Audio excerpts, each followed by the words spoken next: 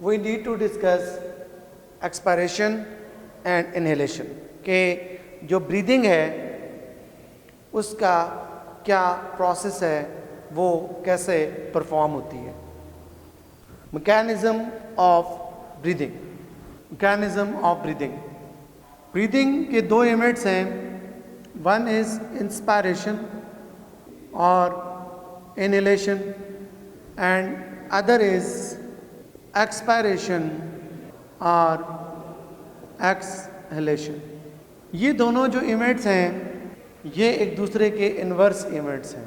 इसमें हम एयर को इनहेल भी करते हैं और इसमें हम एयर को एक्सहेल करते हैं. तो पहला जो पॉइंट है वो इनटेक ऑफ एयर होगा और इसमें एक्सहेलेशन ऑफ एयर होगा, या आप एयर को रिमूव करते हैं बॉडी से. इसमें जो आपके एक्सटर्नल इंटरकॉस्टल्स होते हैं मसल्स वो कॉन्ट्रैक्ट होते हैं और जो इंटरनल इंटरकॉस्टल मसल्स होते हैं वो रिलैक्स्ड होते हैं.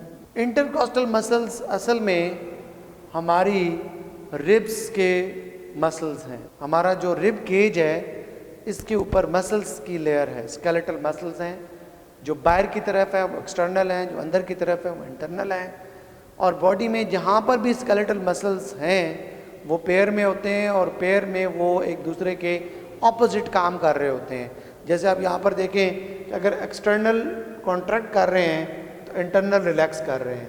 इसी का उल्ट हो जाएगा यहाँ पे कि एक्सटर्नल जो हैं वो इंटरकॉस्टल मसल्स वो रिलैक्स कर जाएंगे और जो इंटरनल इंटरकॉस्टल मसल्स हैं वो कॉन्ट्रैक्ट कर जाएंगे. तो यूं ये दोनों मसल एक दूसरे के ऑपोजिट वर्कआउट करेंगे. तो आप यहाँ पे देख सकते हैं कि अभी इन दो पॉइंट्स में भी इनहेलेशन और एक्सहेलेशन के दो पॉइंट्स में आप देख सकते हैं कि दोनों इवेंट बिल्कुल एक दूसरे के उल्ट इवेंट हैं. तो अगर आप एक को याद कर लेते हैं तो अल्टीमेट आप दूसरे के पॉइंट्स को भी इजीली याद कर सकते हैं. तीसरा point, rib cage move upward and forward. और यहाँ पर क्या होगा, rib cage move downward and backward. ये भी उसका इन्वर्स हो गया. फिर जब rib cage move upward like this and forward like this तो volume of the chest cavity that increases. और यहाँ पे इन्वर्स हो जाएगा उसका, volume of chest cavity decrease. जब यहाँ पर volume of chest cavity increase होगा तो एक्सपेंशन ऑफ लंग्स हो जाएगा. लंग्स एक्सपैंड करेंगे, लंग्स को स्पेस मिलेगी कि वो एक्सपैंड हो जाए.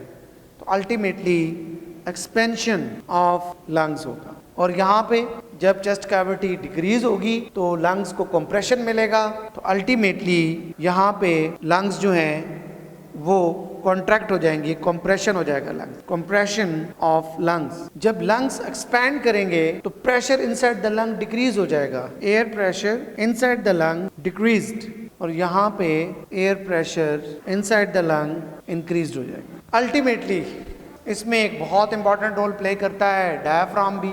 हम देखते हैं अब डायफ्राम एक शीट लाइक स्ट्रक्चर है स्केलेटल मसल्स का, जो कि यहाँ पर आप देख सकते हैं उसकी पोजीशन. ये मैं बॉडी का एक लेटरल व्यू ड्रॉ कर रहा हूँ. This is our vertical column, ये हमारा चेस्ट कैविटी है. तो यहाँ पर एक शीट लाइक स्ट्रक्चर है, this one which is diaphragm.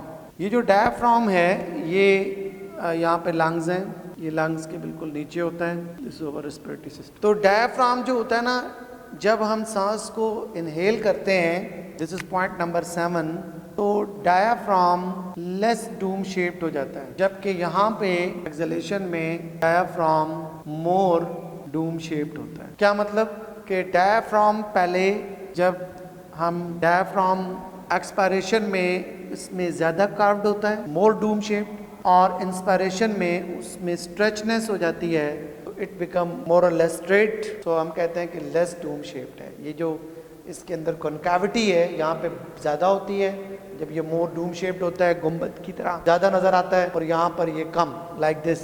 पहले यूँ होता है तो यहाँ पर ये ऑलमोस्ट स्ट्रेट हो जाता है कि दोनों ribs move away from each other. So this is how that inspiration और expiration take place in our body. हमारे जिस्म के अंदर इंस्पिरेशन और एक्सपायरेशन जो है वो इस तरीके से परफॉर्म्ड होता है। अब नेक्स्ट जो हमारा आर्टिकल है वो रिलेटेड है कि जो ब्रीदिंग सिस्टम है ये हमारी बॉडी में कंट्रोल कैसे होता है, यानी हमारा नर्वस सिस्टम हमारे इस ब्रीदिंग सिस्टम को कैसे रेगुलेट कर रहा है। तो let's start the next topic, that is control of breathing और वेंटिलेशन। अब इसमें हम वेंटिलेशन, अब चूंकि हमारा जो रेस्पिरेटरी सिस्टम है ये एक सेमी ऑटोनॉमिक सिस्टम है, यू कैन से दैट कि ये 100% हमारे विश में भी नहीं है, हम इस मर्जी से खुद 100% रेगुलेट भी नहीं कर सकते, और ये 100% हमारे ब्रेन के इख्तियार में भी नहीं है, इनवॉलंटरी नहीं है। ब्रेन के इख्तियार में तो है लेकिन इनवॉलंटरी 100% नहीं है। जैसे for example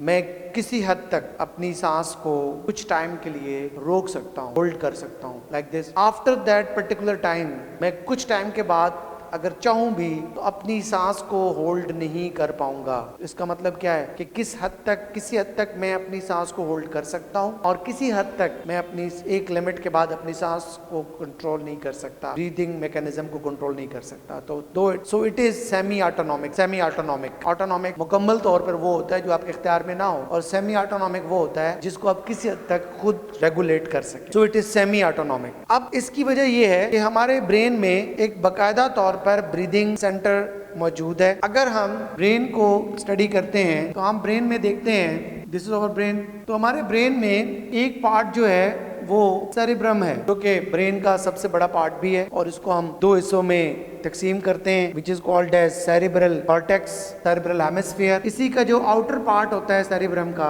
outer part, that is called as cerebral cortex. ये जो सेरिब्रल कॉर्टेक्स होता है ये आपके ब्रेन का वो हिस्सा है जो आपकी उन एक्टिविटीज को कंट्रोल करता है, रेगुलेट करता है जो आप अपनी मर्जी से परफॉर्म कर रहे होते हैं। तो बेसिकली जब आप अपनी मर्जी से सांस को होल्ड कर रहे हैं, रोक रहे हैं, तो उस वक्त आपके ब्रेन का जो पोर्शन कॉन्शियसली और अनकॉन्शियसली रिप्लाई कर रहा है वो आपका सेरिब्रल कॉर्टेक्स है। तो ये बेसिकली आपका जो वॉलंटरी ब्रीदिंग कंट्रोल है वो सेरिब्रल कॉर्टेक्स के पास है। जबकि दूसरा जो पोर्शन है ब्रेन का वो है medulla. This one is medulla. Medulla जो है ये हमारा जो इनवॉलंटरी ब्रीदिंग कंट्रोल है उसको रेगुलेट कर रहा है। हम किस हद तक अपनी मर्जी साथ सांस कंट्रोल कर सकते हैं और किस हद तक नहीं, it depends on your practice. जो डाइवर्स होते हैं, सी डाइवर्स, उनकी प्रैक्टिस बहुत ज्यादा होती है, लेकिन जो नॉन डाइवर है वो कम टाइम तक होल्ड कर सकता है। एट द एंड एक लिमिट होती है, हम उसके बाद सांस को होल्ड नहीं कर सकते अपनी मर्जी के साथ, उस वक्त एक्चुअली ये स्विच टू मेडुला हो जाओ। जब ये चीज respiratory centre switch to medulla होता है तो आप फिर अपनी सांस होल्ड अपनी मर्जी से नहीं कर सकते। इस मेडुला में हमारे पास कुछ पोर्शंस हैं। इस मेडुला के अंदर इसका जो वेंट्रल पार्ट है that is called as inspiratory centre. इसमें जो वेंट्रल पार्ट होता है मेडुला का दैट इज इंस्पिरेटरी सेंटर, और जो इसका डोर्सल पार्ट होता है, डोर्सल एंड लेटरल, वो इसके एक्सपिरेटरी सेंटर्स का काम करता है। एक्चुअली इसको पूरे को हम रेस्पिरेटरी सेंटर कह रहे होते हैं। तो उसमें ये आ गई इनहेलेशन, वो ये रेगुलेट कर रहा है, और ये आ गई एक्सहेलेशन, उसको ये रेगुलेट कर। तो अल्टीमेटली हमारा जो नर्वस सिस्टम है वो हमारे इस पूरे ब्रीदिंग सिस्टम को रेगुलेट कर रहा है। यहाँ पर नर्वस सिस्टम में एक और पार्ट भी होता है जिसको हम लिम्बिक सिस्टम कहते हैं। ये लिम्बिक सिस्टम हम आगे ब्रेन में डिस्कस करेंगे, फोर ब्रेन का पार्ट होता है। ये लिम्बिक सिस्टम जो है ये भी किसी हद तक आपके जो रेस्पिरेशन है उसको रेगुलेट करता है। Also regulate breathing pattern in different situation. मतलब आप खौफ में हैं किसी और तरीके से रिस्पॉन्ड करेगा, और अगर हम एंजॉयमेंट में हैं और वे से ये रिस्पॉन्ड करेगा।